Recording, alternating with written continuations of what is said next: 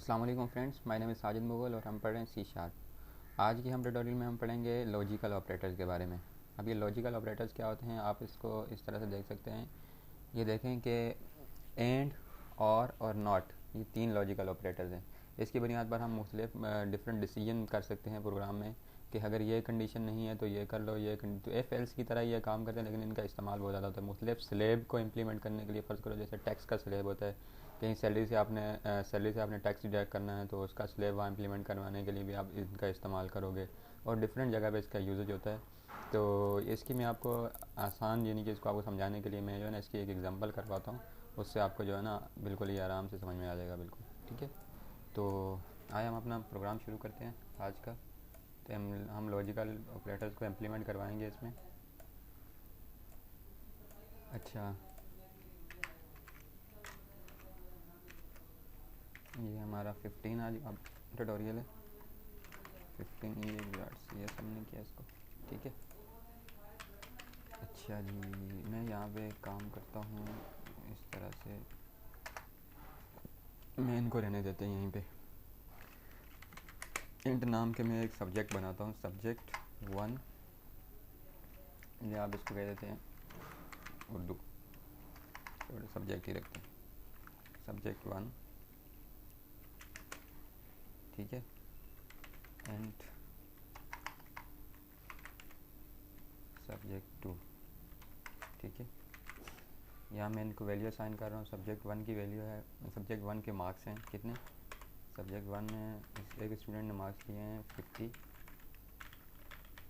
और जो है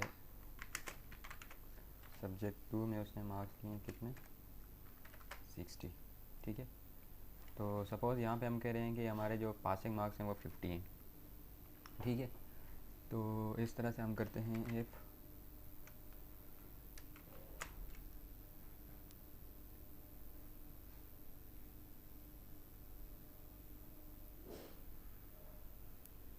इफ़ सब्जेक्ट वन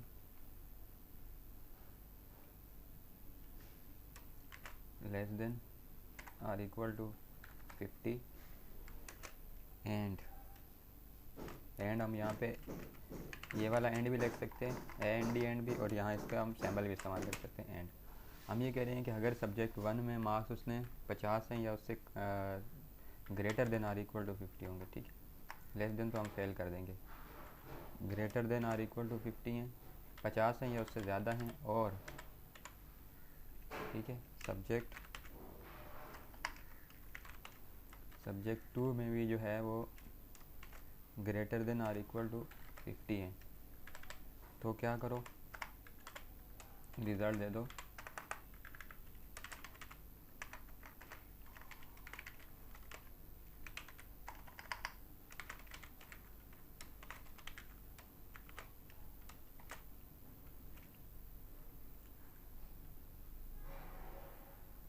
रिज़ल्ट दे दो पास, ठीक है। या all the subjects are clear, all the subjects are clear, ठीक है। ओके, तो इसको हम देखते हैं ये कैसे काम करता है। इसको हम कंपाइल करते हैं।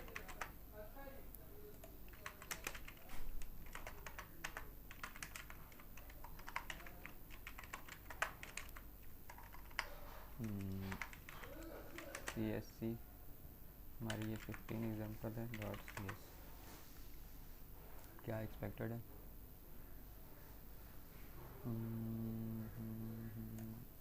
कुछ इसने एरर पॉइंट आउट करवाई।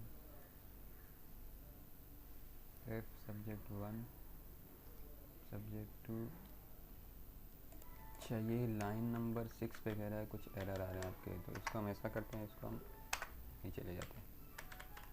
तो हमने इसको नीचे कर दिया, तो अब इसको कंपाइल करके देखते हैं। अच्छा, तो इसको हम जो है रिकम्पाइल करके देखते हैं अब क्यों ये एरर आता है क्या हमारा। ओके, हो गया, सही है। हमारी जो है ये 15 एग्जांपल है, तो इसको हम रन करते हैं। तो ये लिखा हुआ आ गया all the subjects are clear, यानी कि आप तमाम सब्जेक्ट में पास हो।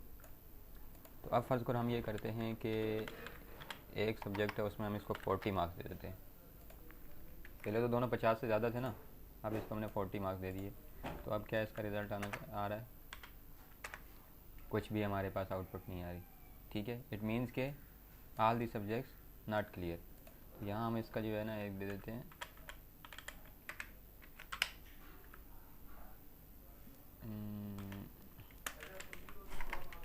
एल्स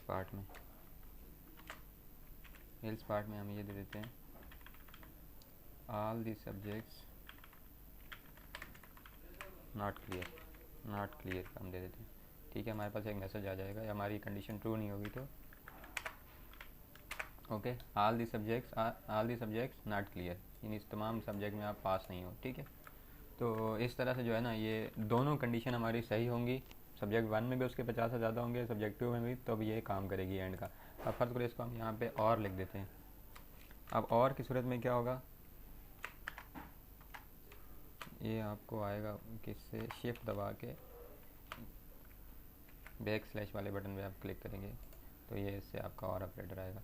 अब मैंने इसको दे दिया कि अगर ये कंडीशन ट्रू है, सब्जेक्ट 1 में अगर वो पास है तो भी आप उसको कह दो कि सब क्लियर है, और अगर सब्जेक्ट 2 में भी वो पास है तो आप कह दो कि ऑल सब्जेक्ट्स आर क्लियर। इसको हम सिर्फ पास तक ही लिख देते हैं, हमें ज़रूरत नहीं है। लिहाजा अब हमें एल्स पार्ट की भी ज़रूरत नहीं है ना, क्योंकि अब हमारी एक भी कंडीशन अगर ट्रू होगी नहीं, एल्स पार्ट में हम लिखते हैं, एल्स पार्ट में इस तरह से रखते हैं, अगर दोनों में फेल हो जाता तो यहाँ फेल आ जाएगा, फेल। ठीक है, तो अब हम देखते हैं इसको, हमने और पे करके देखा तो इसका क्या आउटपुट आती है, पास। ठीक है, एक सब्जेक्ट में वो पास है, एक में फेल है, लेकिन फिर भी वो कह रहे हैं कि पास हो आप, यानी मैं इसमें से कोई एक भी कंडीशन अगर ट्रू होगी, ये ट्रू है या ये ट्रू है, तो पास रिजल्ट आएगा। अगर दोनों फॉल्स हो जाएंगी, फ़र्ज़ करो एक में 30 है एक में 40 है, दोनों में हमने कहा 50 का, तो अब देखते हैं अब वो दोनों में फेल है, तो अब हमारी दोनों कंडीशन फॉल्स हो रही हैं, तो यहाँ पे क्या आ जाएगा, फेल आ जाएगा। ठीक है, तो ये इस तरह से काम करते हैं लॉजिकल ऑपरेटर्स का इस्तेमाल। तो आप ये इसकी अच्छी तरह से प्रैक्टिस करें, इनका जो है ना बड़ा काम आते हैं ये। अच्छा, तीसरा हमारा इसके अंदर ऑपरेटर रह गया था नॉट का, तो हम नॉट का यहाँ पे इस्तेमाल करते हैं। फ़र्ज़ करो एफ नॉट सब्जेक्ट 1